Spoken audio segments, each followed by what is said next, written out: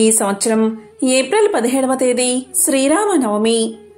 శ్రీరాముడు వసంత ఋతువులో చైత్రశుద్ధ నవమి గురువారం నాడు పునర్వసు నక్షత్రపు కర్కాటక లగ్నంలో సరిగ్గా అభిజిత్ ముహూర్తంలో అంటే మధ్యాహ్నం 12 గంటల వేళలో త్రేతాయుగంలో జన్మించాడు. ఆ మహనీయుడి జన్మదినాన్ని ప్రజలు పండుగగా జరుపుకుంటారు. 14 సంవత్సరాల అరణ్యవాసము, రావణ సంహారం తర్వాత శ్రీరాముడు సీతా సమేతంగా అయోధ్యలో పట్టాభిషిక్తుడు అయ్యాడు. ఈ శుభ సంఘటన కూడా చైత్రశుద్ధ నవమి నాడే జరిగిందని ప్రజల నమ్మకం. శ్రీ సీతారాముల కళ్యాణం కూడా ఈ రోజే జరిగింది.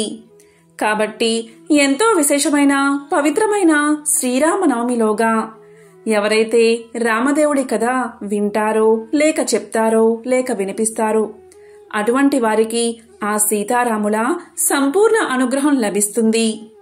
సకల శుభాలు కలుగుతాయి. మరి ఆ కథ ఏంటో ఇప్పుడు ఈ వీడియోలో తెలుసుకుందాం. శ్రీరామదేవుని కథ. నాగంబట్టు కాశీ ప్రయాణం. అనగనగా పూర్వకాలంలో ఒక బ్రాహ్మణుడు ఉండేవాడు. అతని పేరు నాగంబట్టు. ఆయనకి ఒక పుత్రుడు, ఒక పుత్రిక ఉన్నారు. పుత్రుని పేరు నారాయణ భట్టు, పుత్రిక పేరు నారాయణమ్మ. వారు చాలా పేదవారు. భిక్షాటన చేసి కుటుంబ పోషణ చేసుకునేవారట. అలా కొన్నాళ్లు అయ్యేసరికి నాగంబట్టు కాశీకి వెళ్లి ధనం సంపాదించుకోవాలి అనే బుద్ధి పుట్టిందట.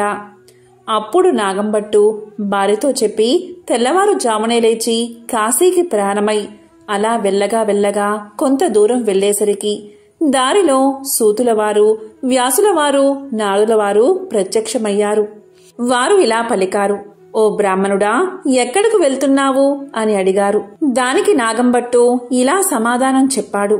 అయ్యా, నేను కాశీకి ధనం సంపాదించుకోవడానికి వెళ్తున్నాను అని చెప్పాడు. అప్పుడు వారు ఇలా పలికారు, ఓయి వెర్రి బ్రాహ్మణుడా, కాశీకి వెళ్తే నీకు ధనం ఎవరైనా మూటగట్టి ఇస్తారా? కాశీకి వెళ్తే గంగా స్నానం దొరుకుతుంది, విశ్వేశ్వరుల దర్శనం దొరుకుతుంది, అన్నపూర్ణమ్మ దర్శనం దొరుకుతుంది.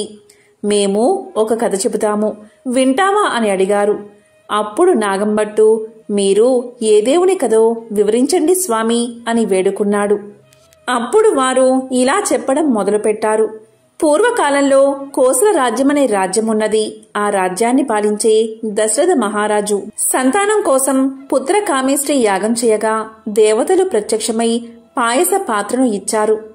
అది పట్టుకు వెళ్లి తన భార్యలైన కౌసల్య, సుమిత్ర, కైకేయి అని 3 భార్యలకు ఇచ్చాడు దశరథుడు. అలా వారు 3 భుజించగాని గర్భవతులు అయ్యారు. 9 మాసాలు నిండగాని చైత్ర శుద్ధ నవమి నాడు పునర్వసు నక్షత్రాన శ్రీరామ, లక్ష్మణ, భరత శత్రుఘ్నులు అనే 4 కుమారులు జన్మించారు. వారు దినదిన ప్రవర్ధమానులై బాలచంద్రుడి వలె పెరుగుతూ ఉన్నారు.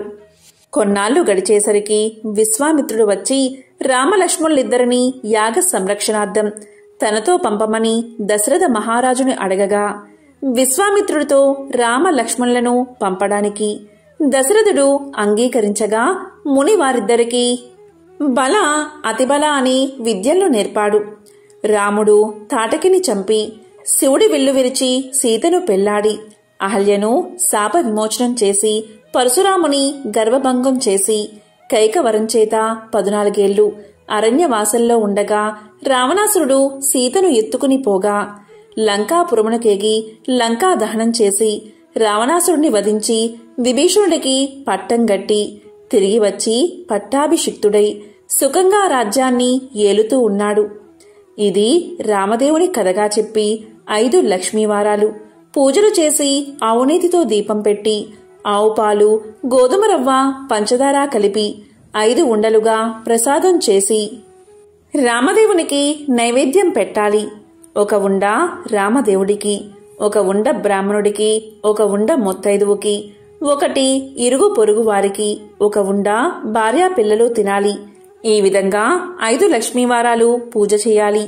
నిత్యం రామదేవుని కథ చెప్పుకున్న అష్ట ఐశ్వర్యాలతో, ఇష్ట సంపదలతో తులతూగుతారు. సకల సౌభాగ్యాలు, సుఖాలు కలుగుతాయి. కష్టాల్లో ఉన్నవారు ఈ కథను చదివితే కష్టాలు పోయి సుఖంగా ఉంటారు. పెళ్లి కాని వారికి పెళ్ళవుతుంది, దరిద్రులు ధనవంతులు అవుతారు, చెవిటి వారికి చెవుడు పోతుంది, గుడ్డివారికి కళ్ళు వస్తాయి, శరీరంలో ఏ జాడ్యాలు ఉన్నా పోతాయి, శత్రువులు మిత్రులవుతారు, పోయిన పదార్థాలు చేతికి వస్తాయి, తీర్థయాత్ర ప్రాప్తి కలుగుతుంది, దైవ దర్శనం అవుతుంది, ఇహలోక సౌఖ్యాలన్నీ పొందిన తర్వాత వైకుంఠ ప్రాప్తి కలుగుతుంది. ఈ విధంగా రామదేవుని కథ చెప్పి శ్రీరాముల వారిని సకలోపచారాలతో పూజించి నైవేద్యం సమర్పించాలని నీవు ఇంటికి వెళ్ళమని చెప్పారు ఋషులు. దీంతో నాగంభట్టు ఇంటికి వెళ్లేసరికి అతని ఇంట ధనధాన్యాలు తులదూగుతూ ఉన్నాయి. అప్పట్నుంచి రాముల వారిని మరవకుండా పూజ చేస్తూ ఉన్నాడు. కొంతకాలం గడిచేసరికి నాగంభట్టు కాశీకి వెళ్ళాలి అనుకున్నాడు. అందుకని అతను కొంచెం ధనం మూటకట్టుకుని కాశీ కావడి భుజం మీద వేసుకుని కుమారుణ్ణి కుమార్తెను పిలిచి, అబ్బాయి, అమ్మాయి, మీరు కథ విడవకుండా శ్రద్ధగా చెప్పుకుంటూ ఉండమని నారాయణమ్మతోనూ నారాయణ భట్టుతోనూ చెప్పి కాశీకి ప్రయాణమై వెళ్లిపోయాడు. ఆ మరునాడు కుమారుడు ఆయా వారానికి వెళ్లి వచ్చి, అమ్మా, రామదేవుని కథ చెబుతాను, విందువుగాని రామ్మా అని పిలిచాడు. దానికి తల్లి, నాయనా, వంటవేళ పొద్దున్నే దాసి పాచి పనికి వచ్చే వేలైనది, ఇప్పుడు కథ వినను అని పలికింది. మళ్లీ మధ్యాహ్నం కథ చెబుతాను, విందువుగాని రావమ్మా అని పలికాడు. దానికి తల్లి, ఇప్పుడేమీ కథ నాయనా, పడకవేళ, నిద్రవేళ, ఇప్పుడు వినను అని పలికింది. సాయంత్రం అయిన తర్వాత మంగళహారతులిచ్చి తిరిగి అమ్మను పిలవగా ఆమె పాలు కాచి తోడు వేయాలి, బంగారం వెండి దాచాలి అని చెప్పింది. నారాయణ భట్టు ఈమెకు దరిద్రకాలం సంభవించుచున్నది అని తలిచి పడుకున్నాడు. దీంతో రామదేవునికి కోపం వచ్చి ఎలా వచ్చిన ఐశ్వర్యాలు అలాగే వెళ్లిపోగా బిందెలు, చెంబులు, గిన్నెలు అన్నీ దొరలి ఇరుగు పొరుగు వారి ఇళ్లకు వెళ్లిపోయాయి. పూర్వం నుంచి ముష్టి ఎత్తుకుని చిల్లు రాగి చెంబు కూడా దొర్లి వెళ్లిపోతూ ఉండడం వల్ల అప్పుడు నారాయణమ్మ చూసి, అమ్మా, అదైనా ఉంచమని కోరవే అమ్మా అని చెప్పగా ఆమె అదైనా ఉంచు రామదేవుడా తండ్రి అని వేడుకోగా ఆ చెంబు తప్ప మిగతావన్నీ వెళ్లిపోయాట. వారి గూటిలో ఉన్న వెండి కంచం కూడా దొర్లిపోతూ ఉండగా అప్పుడు ఆమె కంచం అంచు పట్టుకుని లాగినదట. సగం అంచు వారికి, సగం అంచు పొరుగువారికి వెళ్లిపోయిందట. మరునాటి ఉదయమున ఆమె వారింటికి నిప్పు కోసం వెళ్లి వారింట్లో ఉన్న కంచం అంచు మాదే అన్నదట. మీ కంచం అంచు మా ఇంటికి ఎలా వచ్చిందమ్మా? మేము మీ ఇంటికి వచ్చామా, మీరు మా ఇంటికి వచ్చారా, కాబట్టి ఆ కంచం మాదే అన్నారట. అలా కాదు, మా ఇంట్లో కూడా కంచం అంచు ఉంది, పట్టుకుని వస్తానని రెండూ దగ్గర పెట్టి చూడగా రెండూ అతుక్కుపోయాయట. మాది అని వారు పుచ్చుకున్నారట. దీంతో సిగ్గుపడి ఇంటికి వచ్చిందట తల్లి. అప్పుడు కుమారుడు చూసి, ఏమన్నారమ్మా అని అడగగా మాదే అని వారే పుచ్చుకున్నారని సమాధానం చెప్పిందట.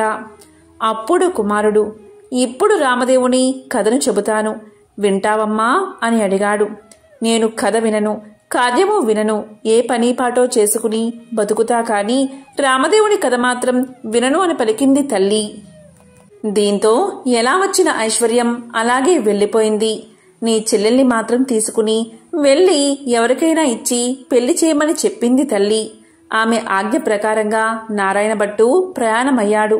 వారు ఊరు చివరికి వెళ్లేసరికి కాశీకి వెళ్లిన నాగంభట్టు తిరుగు ప్రయాణమై ధనం మూటగట్టుకుని వస్తున్నాట. కొంత దూరం వచ్చేసరికి ఆయన ఊరు చివరకు వచ్చినారు. అక్కడ కోనేరు కనిపించింది.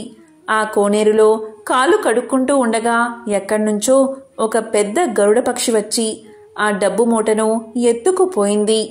అయ్యో అని నాగంభట్టు విచారిస్తూ ఇంటికి వస్తూ ఉండగా కొంత దూరం వచ్చేసరికి నారాయణమ్మను, నారాయణ భట్టును చూసి, అబ్బాయి, అమ్మాయి, మీరు సుఖంగా ఉన్నారా అని అడిగాడు. ఏమున్నది నాన్నగారు, యథాప్రకారానికి ఏమీ లోటు లేదు. మీరు వెళ్ళినది మొదలు కథ చెబుతాను వినమంటే అమ్మ వినలేదు. కాబట్టి రామదేవునికి కోపం వచ్చి ఎలా వచ్చిన ఐశ్వర్యం అలాగే వెళ్లిపోయింది అని జరిగిందంతా తండ్రికి చెప్పారు. ఆమె ఆజ్ఞ ప్రకారం వెంటబెట్టుకుని వస్తున్నాను. మీ ఆజ్ఞ ఏమిటి నాన్నగారు అని నారాయణ భట్టు తండ్రిని వేడుకోగా సరే అలాగే చేయమని చెప్పి నాగంభట్టు విచారిస్తూ ఇంటికి వెళ్ళాడు. నారాయణ భట్టు నారాయణమ్మను వెంటబెట్టుకుని వెళ్తూ ఉన్నాడు. వెళ్ళగా వెళ్ళగా కొంత దూరం వెళ్లేసరికి నారాయణ భట్టుకు ఒక బ్రాహ్మణుడు కనిపించాడు. ఓ బ్రాహ్మణుడా, నీకు నా చెల్లెల్నిచ్చి పెళ్లి చేస్తాను, చేసుకుంటావా అని అడిగాడు. దానికి ఆ బ్రాహ్మణుడు, నాకు పెళ్లి వద్దు, పేరంటము అక్కర్లేదని చెప్పాడు. మరలా నారాయణ భట్టు చెల్లెల్ని వెంటబెట్టుకుని కొంత దూరం వెళ్లేసరికి ఇంకొక బ్రాహ్మణుడు కనిపించాడు.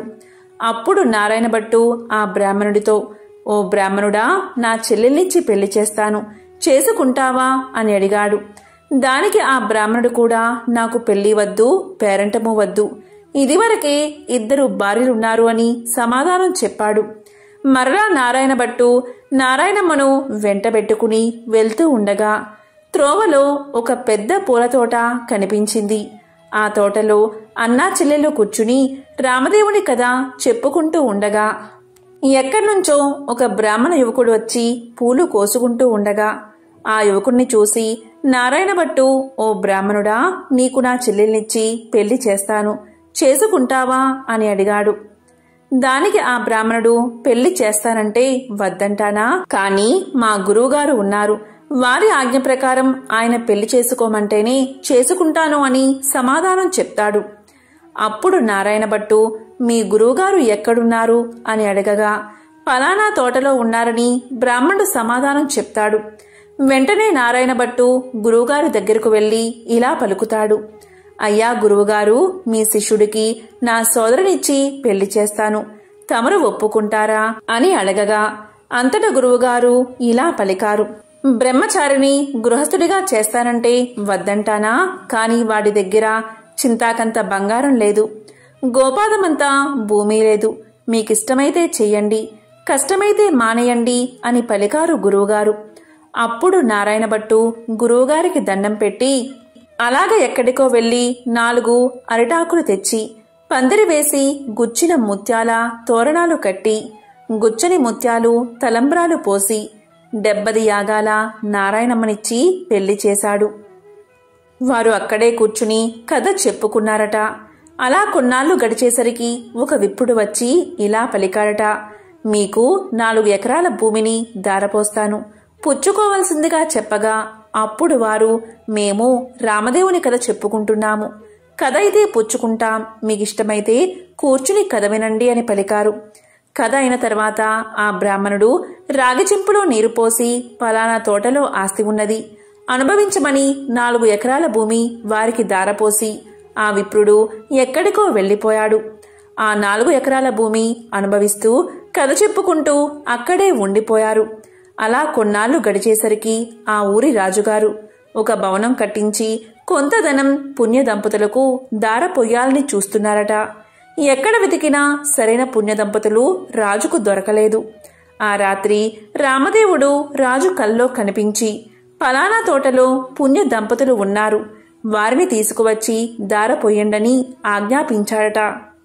రామదేవుని ఆజ్ఞ ప్రకారం మర్నాడు ఉదయమే లేచి 16 మంది బోయలను పల్లకిని పంపాడంట రాజు. వారక్కడకు వెళ్లి, ఏమండోయ్, మా దేశపు రాజుగారు ఒక గృహం కొంత భాగం మీ ఇద్దరికీ దార పోస్తారట, మిమ్మల్ని వెంటబెట్టుకుని రమ్మని పంపారు, కాబట్టి రావాల్సింది అని అడిగారు. అప్పుడు ఆ దంపతులు, మేము రామదేవుని కథ చెప్పుకుంటున్నాం, మీకిష్టమైతే కూర్చుని కథ వినండి అనగా బోయిలు కథ విన్న తర్వాత ఆ పుణ్య దంపతులను తీసుకుని వెళ్లి రాజుగారికి అప్పగించారు. దీంతో రాజు సంతోషంతో గృహాన్ని ధనాన్ని వారికి దారపోసి వెళ్లిపోయాడు. అప్పుడు నారాయణమ్మ, ఆమె భర్త నారాయణ భట్టు అక్కడ కూర్చుని ఆ గృహము ఆ ధనము 4 ఎకరాల భూమి అనుభవిస్తూ అక్కడే కథ చెప్పుకుంటూ ఉన్నారు. కొన్ని రోజులు గడిచేసరికి నారాయణ భట్టు, అమ్మాయి, నేను ఎన్ని దినాలు ఇలా ఉంటాను, కాబట్టి నే వెళ్లి రామదేవుణ్ణి తీసుకువస్తాను, నీవు నీ భర్త కథని మానకుండా చెప్పుకోండి అని చెప్పి నారాయణ భట్టు ప్రయాణమై వెళ్లిపోగా నారాయణమ్మ ఆమె భర్త కథ చెప్పుకుంటూ ఉన్నారు. నారాయణ భట్టు కొంత దూరం వెళ్ళగా ఒక గ్రామం వచ్చింది. ఆ గ్రామంలో ఒక గొల్లవాడు వడ్లు ఎండబోసుకుని కాపలాగా కూర్చున్నాడు. ఆ గొల్లవాడిని చూసి నారాయణ భట్టు ఇలా పలికాడట, గొల్ల, ఈ గ్రామంలో విశేషాలేమిటి అని అడగగా గొల్లవాడు, ఏమున్నది బాబూ, నేను పుట్టుకతోనే అందుణ్ణి. మా వాళ్ళు వడ్లు ఎండబోసి నన్ను కాపలాగా కూర్చోమనగా కర్రబుచ్చుకుని కూర్చున్నాను. నా అవస్థ ఇలా ఉంది బాబూ అనగా, నారాయణ భట్టు ఒక కథ చెబుతాను, వింటావా అని అడిగాడు. దానికి గొల్లవాడు వింటాను అని చెప్పగా, నారాయణ భట్టు రామదేవుని కథ వ్రత విధానం చెప్పేసరికి గొల్లవానికి కొంచెం కళ్ళు కనిపించాయి. ఓహో, కథలోనే ఇంత మహత్యముంది, వ్రతం చేసుకుంటే ఇంకెంత మహత్యముంటుందో అనుకుని గొల్లవాడు ఏ దైవానిదో ఏ దేవుడో చెప్పమన్నాడు. అది రామదేవుని మహత్యం. 5 లక్ష్మీవారాలు పూజ చేసి అవునేతో దీపం పెట్టాలి. ప్రసాదం 5 ఉండలు చేసి రామదేవుని, ముత్తైదువులకు, బ్రాహ్మణులకు, ఇరుగు పొరుగువారికి ఇచ్చి భార్యా పిల్లలు తినాలి అని చెప్పి నారాయణభట్టు వెళ్లిపోయాడు. ఇలా నారాయణభట్టు చెప్పి కొంత దూరం వెళ్లేసరికి ఒక రాజు విచారిస్తూ ఉన్నాడు. ఆ రాజును చూసి నారాయణభట్టు ఇలా పలికాడు, ఏమి రాజా విచారిస్తున్నారు అని అడిగాడు. దానికి రాజుగారు, నాయనా, నా భార్యా బిడ్డలు పరారయ్యారు, నా రాజ్యం పరాయి రాజులు తీసుకున్నారు, నా అవస్థ ఇలా ఉన్నది అని చెప్పాడు. దానికి నారాయణభట్టు, నేనొక కథ చెబుతాను, వింటారా అని అడిగాడు. దానికి రాజుగారు, వింటాను, చెప్పవలసింది మహానుభావా అని పలకగాని నారాయణభట్టు రామదేవుని కథంతా చెప్పి వ్రత విధానమంతా వివరించాడు. ఆ రాజుగారు వ్రతం చేసుకోగా పరారైన భార్యాబిడ్డలు, పరాయిరాజు తీసుకున్న రాజ్యం తిరిగి ప్రాప్తించింది. అప్పుడు రాజు సంతోషంతో నారాయణభట్టును చూసి, ఏమండి మహానుభావా, మీరు ఏ దేవుడో చెప్పవలసింది, మిమ్మల్ని పూజ చేసుకుంటాము అని పలకగాని నారాయణభట్టు, నేను ఏ దేవుణ్ణి కాను, ఇది రామదేవుని కథామహత్యం, మీరు 5 లక్ష్మీవారాలు 5 ఆదివారాలు పూజ చేయమని చెప్పి వ్రత విధానమంతా చెప్పి మరలా కొంత దూరం వెళ్ళగా ఒక స్త్రీ విచారిస్తూ కూర్చుని ఉన్నది. ఆ స్త్రీని చూసి నారాయణభట్టు, ఎందుకు విచారిస్తున్నావు అని అడగగా ఆ స్త్రీ ఇలా పలికింది, ఏముంది బాబూ, చిన్నతనంలోనే పెళ్ళయింది, నా భర్త దేశాంతరం వెళ్లిపోయాడు, నా తల్లి, తండ్రి, అత్తమామలు కొన్నాళ్లు చూసి ఎన్నాళ్ళు నిన్ను ఇలా చూస్తాము అని వదిలేశారు, కాబట్టి నా అవస్థ ఇలాగున్నది బాబూ అని తెలియచేసింది. అప్పుడు నారాయణభట్టు, నేనొక కథ చెబుతాను, వింటావా అని అడిగాడు. అలాగే వింటాను బాబూ అని ఆమె అనగా నారాయణభట్టు రామదేవుని కథంతా చెప్పి వ్రత విధానమంతా చెప్పేసరికి దేశాంతరం వెళ్లిన ఆమె భర్త తిరిగి వచ్చాడు. తల్లి, తండ్రి, అత్తమామలు వచ్చారు. ఆమె సంతోషించి నారాయణభట్టుని చూసి, ఏమండి మహానుభావా, మీరు ఏ దైవానివో, మిమ్మల్ని మేము పూజ చేసుకుంటాము అని చెప్పగా దానికి నారాయణభట్టు ఇలా సమాధానం చెప్పాడు, నేను ఏ దైవాన్ని కాదు, ఇదంతా రామదేవుని కథామహత్యం, 5 లక్ష్మీవారాలు 5 ఆదివారాలు మానకుండా పూజ చేయమని కథ విధానమంతా చెప్పి కొంత దూరం వెళ్లేసరికి ఒక గ్రామం వచ్చింది. ఆ గ్రామంలో ఒక ఇల్లాలి ఇంటికి వెళ్లి, అమ్మా, పూజ చేసుకుంటాను, కొంచెం ఇల్లు ఇస్తావా అని అడిగాడు. దానికి ఆమె, మా ఇంటిలో మడి ఆచారం కనుక కుదరదు, ఇల్లు లేదు, వెళ్ళిపో అన్నది. అప్పుడు నారాయణభట్టు, కోనేరైనా చూపించు తల్లి అని అడిగాడు. దానికి ఆమె, తూర్పు దిశ ఈశాన్య మూలగా ఒక కోనేరున్నది, వెళ్ళమని పలికింది. అప్పుడు నారాయణభట్టు ఆ కోనేరు దగ్గరకు వెళ్లి స్నానం చేసి మడిబట్టలు ఆరవేసుకుని ఇల్లు ఇవ్వను అన్న ఇల్లాలి అరుగు వద్దకు వచ్చి తూర్పు దిశ ఈశాన్య మూలగా ఒక పుచ్చు పీటకు పసుపు రాసి బొట్టు పెట్టి అందు రామదేవుని పటాన్ని పెట్టి కథ చదువుకుంటూ ఉన్నాడట. ఇంతలో ఆమె యువతలకు వచ్చి చూడగా నారాయణభట్టు ఆమెకు తాంబూలము, దక్షిణ ప్రసాదం ఇచ్చాడట. ఆమె పుచ్చుకుని లోపలికి వెళ్లిపోయింది. తరువాత నారాయణభట్టు కథ చదువుకుని అక్షింతలు తలమీద వేసుకుని ఇంటిమీద వేసి వెళ్లిపోయాడు. అతడు ఇలా వెయ్యగానే ఆ ఇల్లు ఇంద్రభవనం అయినది. అప్పుడు ఆ ఇంటి ఇల్లాలు యాయావారానికి వెళ్లిన తన భర్త తిరిగి వస్తే ఇల్లు తెలుసుకోలేడని ఆమె వీధి అరుగుమీద కావలి కూర్చుని ఉంది. ఇంతలో ఆమె భర్త ఎడమోటా పెడమోటా వేసుకుని ఇల్లు కానక కంగారు పడి అక్కడ నిలబడి ఉన్నాడు. ఆమె చూసి, ఇల్లు ఇదే, ఇలా రండి అని పలకగా ఆమె భర్త, ఇది మన ఇల్లు కాదు, నేను రానని సమాధానం చెప్పాడు. కాదండి, ఇది మన ఇల్లే, ఇలా ఎందుకైతో చెబుతాను వినండి. ఎక్కడ్నుంచో ఒక బ్రాహ్మణుడు వచ్చి పూజ చేసుకుంటాను, ఇల్లు ఇవ్వమన్నాడు. నేను ఇవ్వనని సమాధానం చెప్పాను. అప్పుడు అతను ఒక కోనేరైనా చూపించమన్నాడు. అప్పుడు నేను తూర్పు దిశగా ఈశాన్యమూల కోనేరున్నదని చెప్పాను. అతడు కోనేరు దగ్గరకు పోయి స్నానం చేసి మడిబట్ట ఆరవేసుకుని మన అరుగు మీదకు వచ్చి ఒక పీటకు పసుపు రాసి బొట్టు పెట్టి తూర్పు దిశ ఈశాన్యమూలగా పెట్టి అందు రామదేవుని పటాన్ని పెట్టి పూజ చేసి ఆవు పాలు, గోధుమ నూక, పంచదార కలిపి ప్రసాదంగా ఉండలు చేసి రామదేవుడికి నైవేద్యం పెట్టి కథ చెప్పుకుంటూ ఉన్నాడు. నేను బయటకు వచ్చేసరికి తాంబూలాది దక్షిణ ప్రసాదాలు నాకు ఇచ్చాడు. నేను లోపలికి వెళ్లిపోయి తిని కూర్చున్నాను. అతడు కొన్ని అక్షింతలు తల మీద వేసుకుని మరికొన్ని అక్షింతలు మన ఇంటి మీద వేసి వెళ్లిపోగా ఇల్లు ఇలా ఇంద్రభవనంగా మారింది. ఇదంతా ప్రసాద మహత్యమని పలికింది ఆ ఇల్లాలు. దానికి ఆమె భర్త, ఆయన పూజ చేసుకుంటానంటే వద్దన్నావా? నిర్భాగ్యురాలా, పాపిష్టిదానా, అతడు ఏ దిశగా వెళ్లాడో చెప్పు అని పలకగా ఈశాన్య మూలగా వెళ్లాడని భార్య తెలియచేసింది. అప్పుడు అతను నారాయణ భట్టుకును వెదుగుతూ బయలుదేరాడు. కొంత దూరం వెళ్లగా నారాయణ భట్టు ఆ బ్రాహ్మణుడికి కనిపించాడు. అప్పుడా బ్రాహ్మణుడు, ఏమండోయ్ మహానుభావా, మీరు మా ఇంటికి రావలసినది, మిమ్ము పూజించుకుంటామని పలికాడు. దానికి నారాయణ భట్టు, మీ ఇంటికి ఇప్పుడు రాను, రామదేవుని వెతుకుతుంటూ వెళుతున్నాను అని పలకగా అప్పుడా బ్రాహ్మణుడు, అలా కాదు మహానుభావా, మీరు మా ఇంటికి వచ్చి పూజ చేసుకుంటానంటే మా వాళ్ళు ఇల్లు ఇవ్వనన్నారు. కాబట్టి మాదే తప్పు, మా తప్పు క్షమించి మా ఇంటికి రావలసినది. మీరు ఏ దైవమో చెప్పండి, మిమ్మల్ని మేము పూజించుకుంటాము అని పలికాడు. అప్పుడు నారాయణ భట్టు, మీ ఇల్లు కాబట్టి మీరు ఇవ్వనన్నారు, మీ తప్పేమీ లేదు, రావడం నాదే తప్పు అని పలికాడు. నేను ఏ దేవుణ్ణి కాదు, ఇదంతా రామదేవుని కథా మహత్యం. మీరు ఇంటికి వెళ్లి 5 లక్ష్మీవారాలు 5 ఆదివారాలు పూజ చేసుకోండి అని చెప్పి వ్రత విధానమంతా అతనికి తెలియచేశాడు. రామదేవుణ్ణి వెతుక్కుని వచ్చేటప్పుడు మీ ఇంటికి వస్తాను అని సమాధానం చెప్పాడు నారాయణ భట్టు. అప్పుడా బ్రాహ్మణుడు ఇంటికి వచ్చి, కథలోనే ఇంత మహత్యముంది, వ్రతం చేసుకుంటే ఇంకెంత మహత్యం ఉంటుందో అని పూజ చేసుకుని కథ చెప్పుకుని అష్ట ఐశ్వర్యాలతో అష్ట సంపదలతో తులుతూగుతూ ఉన్నాడు. ఇక నారాయణ భట్టు ఎండనక వాననక, తిండనక తెప్పలనక, ఆకలనక దప్పికనక, చెట్టనక పుట్టనక, నీడనక భయమనక, అర్ధరాత్రి అనక అరణ్యాల వెంబడి వెళుతూ ఉండగా కొంత దూరం వెళ్లేసరికి నారాయణ భట్టు మూర్చిల్లి ముఖం తిరిగి పడిపోయాడు. అప్పుడు రామదేవుడికి దయ కలిగి ముసలి బ్రాహ్మణ వేషంతో వచ్చి నారాయణ భట్టు ముఖం తుడిచి లేవదీసి మంచినీళ్లు ఇచ్చి మా ఇంటిలో భోజనం చేద్దువుగాని రమ్మని పలికాడు.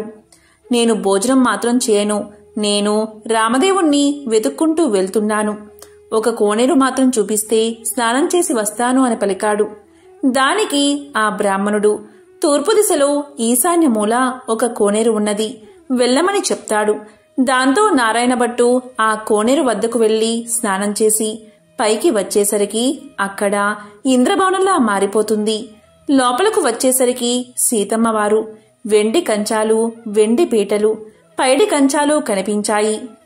అప్పుడు నారాయణ భట్టుకు రామదేవుడు, సీతమ్మ ఎదురై మా ఇంటిలో భోజనం చేద్దువుగాని రమ్మన్నారట.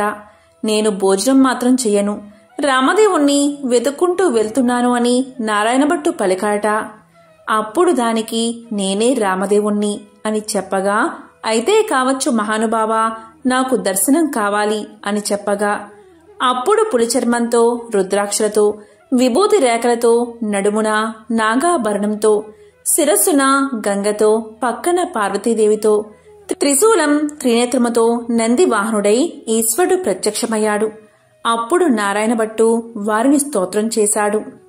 వందే శంభు ఉమాపతి సురగురం వందే జగత్కారణం, వందే పన్నగభూషణం మృగధరం వందే పశూనాంపతిం, వందే సూర్య శశాంక వహ్నినయనం, వందే ముకుంద ప్రియం, వందే భక్త జనాశ్రయంచ వరదం వందే శివశంకరం అని స్తోత్రం చేయగా ఈశ్వరుడు ప్రత్యక్షమయ్యాడు. అప్పుడు నారాయణ భట్టు విష్ణుమూర్తి కూడా ప్రత్యక్షం కావాలని కోరాడు. అప్పుడు విష్ణుమూర్తి వక్షస్థలమున వనమాలికతో మెరుపు తీగవంటి లక్ష్మీదేవితో శంఖచక్ర గదాధరుడై నెమలి పింఛం ధరించి ప్రత్యక్షమయ్యాడు. అప్పుడు హరిణి కూడా ఈ విధంగా స్తోత్రం చేశాడు. శాంతాకారం భుజగశయనం పద్మనాభం సురేశం విశ్వాకారం గగన సదృశం మేఘవర్ణం శుభాంగం లక్ష్మీకాంతం కమలనయనం యోగి హృద్యాన గమ్యం వందే విష్ణుం భవభయహరం సర్వలోకైకనాథం అని స్తోత్రం చేయగా విష్ణుమూర్తి ప్రత్యక్షమయ్యాడు. అప్పుడు నారాయణ భట్టు రామదేవుడు ప్రత్యక్షం అవ్వాలి అన్నాడు. రామదేవుణ్ణి స్తోత్రం చేసేసరికి హనుమ సీతారామ లక్ష్మణ భరత శత్రుఘ్నులు సపరివార సహితంగా శ్రీరామచంద్రుడు ప్రత్యక్షమయ్యాడు. అప్పుడు రామదేవుడు ఇప్పుడైనా భోజనం చేస్తావా అని నారాయణ భట్టును అడిగాడు. అలాగే చేస్తా కాని భోజనం అయిన తర్వాత నాతో వస్తానని అభయహస్తమిస్తే భోజనం చేస్తానని పలికాడు. అప్పుడా సీతమ్మ తల్లి 4 కూరలు నవకాయ పిండి వంటలతో పంచభక్ష పరమాన్నాలు వండి వెండి కంచాలు పైడి పీటలు వేసి వారు బందుకోటి పరివార సహితంగా నారాయణ భట్టుకు సీత మహాతల్లి భోజనం వడ్డించింది. అందరూ భోజనాలు చేసి లేచి కర్పూర తాంబూలాలు వేసుకున్న తర్వాత నాతో వస్తానని అభయహస్తమిచ్చావు కావున మా ఇంటికి నాతో రావాల్సిందని కోరాడు నారాయణ భట్టు. అప్పుడు నారాయణ భట్టు ముందు రామదేవుడు వెనుక తాను బయలుదేరి వెళ్తున్నారు. అలా కొంత దూరం వెళ్లి నారాయణ భట్టు వెనుతిరిగి చూశాడు. అప్పుడా రామదేవుడు కనిపించలేదు. అంత నారాయణ భట్టు ముఖం తిరిగి మూర్ఛ వచ్చి నేల మీద పడిపోయాడు. అప్పుడు రామదేవుడికి దయకలిగి ఒక ముసలి బ్రాహ్మణ వేషంలో వచ్చి నారాయణ భట్టు ముఖం తుడిచి లేవదీసి మంచినీళ్లు ఇచ్చి ఏమీ ఇలా పడిపోయావు, నాతో నడవలేని వాడవు, నన్ను ఎందుకు రమ్మన్నావు అని అడిగాడు. దేవా, నీ మహిమను బ్రహ్మాది దేవతలు, యోగీశ్వరులు, మునీశ్వరులు తపస్సులు తెలుసుకోలేరు. నీ మహత్యం తెలుసుకోవడానికి నేనెంత వాడని, నా తప్పులు క్షమించి నాతో రావలసినది అని నారాయణ భట్టు రామదేవుణ్ణి ప్రార్థించాడు. అప్పుడు రామదేవుడు అలాగే వస్తానని నీవు వచ్చేటప్పుడు ఎవరి ఇళ్లకు వెళ్లావో వారి ఇళ్లకు నన్ను కూడా నీ భుజాలపై ఎక్కించుకుని తీసుకెళ్లమన్నాడు. అప్పుడు నారాయణ భట్టు రామదేవుణ్ణి భుజాలపై ఎక్కించుకుని కొంత దూరం వచ్చేసరికి ఇల్లు ఇవ్వను అని చెప్పినా ఇల్లాలి ఇంటికి వచ్చారు. అక్కడ ఆ ఇల్లాలు ఆమె భర్త కూర్చుని రామదేవుని కథ చెప్పుకుంటున్నారు. వారి భక్తికి మెచ్చి వారికి అష్ట ఐశ్వర్యాలు ఆయురారోగ్యాలు ఇచ్చి కాపాడి రక్షించాడు రామదేవుడు. మరికొంత దూరం వచ్చేసరికి గొల్ల ఇల్లు వచ్చింది. ఆ రోజు ఆదివారం. నారాయణ భట్టు చెప్పిన మాదిరి పూజ చేసుకుని కథ చెప్పుకుంటున్నారు. వారిని మెచ్చి ఐశ్వర్యాలు ఆయురారోగ్యాలు ఇచ్చి సిరి సంపదలు ఎడబాయకుండా వారిని కాపాడి రక్షించారట. ఇంకా కొంత దూరం వచ్చేసరికి చెల్లెలి ఇల్లు వచ్చింది. అక్కడ వారు రామదేవుని కథ చెప్పుకుంటూ బంగారపు ఉయ్యాల్లో ఊగుతున్నారు. వారిని మెచ్చి ఆయురారోగ్యాలు ఇచ్చి సిరి సంపదలు ఇచ్చి కాపాడి రక్షించాట రామదేవుడు. అప్పుడు నారాయణమ్మ తన ఇంటికి అన్నయ్య వచ్చాడని కాళ్ళు కడుక్కోవడానికి నీళ్ళిచ్చి దాహానికి మజ్జిగ ఇచ్చి మర్యాద చేసింది. అప్పుడు నారాయణ భట్టు ఇలా పలికాడు. అమ్మాయి, నన్నిలా మర్యాద చెయ్యక్కర్లేదు. నేను రామదేవుణ్ణి తీసుకువచ్చాను. నీవు నీ భర్త మా ఇంటికి రావాలి. మనమందరం పూజ చేసుకుందాము అని చెప్పాడు. అప్పుడామె సంతోషంతో అలాగే వస్తానని పలికింది. నారాయణమ్మ ఆమె భర్తతో, నారాయణ భట్టు రామదేవునితో సహా వారందరూ బయలుదేరి వారి గ్రామం పొలిమేరకొచ్చేసరికి గ్రామంలోని వారు కొందరు చూసి పరుగున వెళ్లి వారి తల్లిదండ్రులతో ఇలా పలికారు. ఏమండోయ్ నాగం భట్టుగారు, మీ అబ్బాయి, అమ్మాయి, అల్లుడు ఇంకా ఎవరో బయలుదేరి వస్తున్నారు అని పరుగు పరుగున వెళ్లి చెప్పారు. అప్పుడు నారాయణ భట్టు తల్లిదండ్రులు పరుగున వచ్చి సంతోషంతో కొడుకుని కూతుర్ని కౌగలించకబోయారట. అప్పుడు నారాయణ భట్టు చూసి, అమ్మా, నన్ను ముట్టుకోవద్దు. ఇప్పుడు నేను రామదేవుణ్ణి తీసుకువస్తున్నాను. మీరు మా ఇంటికి వెళ్లి 4 మూలలు దులిపి నల్లగా అలికి తెల్లగా ముగ్గు పెట్టి పచ్చగా పసుపు రాసి మామిడాకుల తోరణాలు కట్టి ఒక పీటకు పసుపు రాసి బొట్టు పెట్టి తూర్పు దిశ ఈశాన్య మూలగా ఉంచి రామదేవుని పటం పెట్టి గోధుమ నూక, పంచదార, ఆవుపాలు కలిపి ప్రసాదం 5 ఉండలు చేసి పూజకు అన్నీ సిద్ధం చేసి నాకు కబురు చెయ్యండి. అప్పుడు నేను రామదేవుణ్ణి తీసుకువస్తాను అని చెప్పాట. వారు సంతోషంతో ఇంటికి వచ్చి 4 మూల్లా దులిపి అలికి ముగ్గులు పెట్టి పచ్చగా పసుపు రాసి మామిడాకుల తోరణాలు కట్టి నాలుగు మూల్లా వెతకగా ఒక పుచ్చుపీట కనిపించింది. ఆ పీటకు పసుపు రాసి బొట్టు పెట్టి కుమారుడు చెప్పిన ప్రకారంగా సిద్ధం చేశారు. నీవు రామదేవుణ్ణి తీసుకురమ్మని కుమారుడికి కబురు పంపారు. అప్పుడు నారాయణ భట్టు సంతోషంతో రామదేవుణ్ణి భుజాలపై ఎక్కించుకుని ఆ గ్రామం 4 వీధులు ఊరేగించి ఇంటికి తీసుకువచ్చి రామదేవుడితో, తండ్రి, మా ఇంటిలో మీరు కుడిపాదం పెట్టాలని ప్రార్థించాడు. అప్పుడు రామదేవుడు వారి ఇంట్లో కుడిపాదం పెట్టేసరికి పెద్ద ఇంద్రభవనంగా మారిపోయింది. అప్పుడు నారాయణ భట్టు రామదేవుడితో ఇలా పలికాడు, అపరాధిని కాబట్టి నాకు ఉన్న ఈ పుచ్చుపీటయే సింహాసనమనుకుని దయ ఉంచి తమను కూర్చోవలసింది అని వినయంగా ప్రార్థించాడు. ఆ మాట రామదేవునికి జాలి కలిగి ఆ పీట మీదే కూర్చునేసరికి అది వజ్రాలు, వైడూర్యాలు, కెంపులు, మాణిక్యాలతో చేసిన బంగారపు సింహాసనంగా మారిందట. అందు హనుమ, సీత, లక్ష్మణ, భరత, శత్రుఘ్నాది సపరివార సహితంగా శ్రీరామచంద్రమూర్తి తన ఇంటిలో ఆసీనులై వెలిసారట.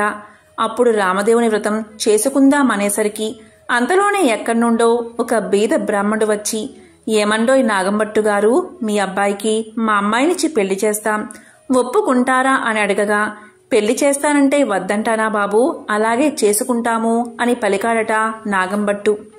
నాగంభట్టు గారు పచ్చని పందిర్లు వేయించి గుచ్చిన ముత్యాల తోరణాలు కట్టి గుచ్చని ముత్యాలు తలంబ్రాలు పోసి 70 యాగాల నారాయణ భట్టు పెళ్లి చేశాడు.